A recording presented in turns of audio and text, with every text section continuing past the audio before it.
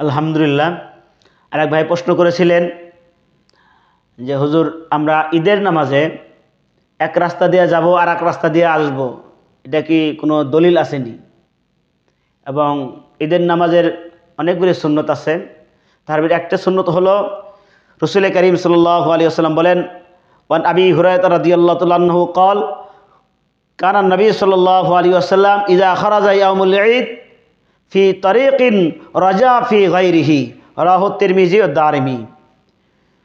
রাসূল করিম সাল্লাল্লাহু আলাইহি ওয়াসাল্লাম যখন বের হতেন ঈদগাহের ময়দানে, যে রাস্তা দিয়ে যাইতেন অন্য রাস্তা দিয়ে আবার আসতেন, এটা হলো সুন্নত। এবং আল্লাহু আকবার লা ইলাহা ইল্লাল্লাহু আল্লাহু আকবার ওয়ালিল্লাহিল হামদ, এটাও বলা সুন্নত।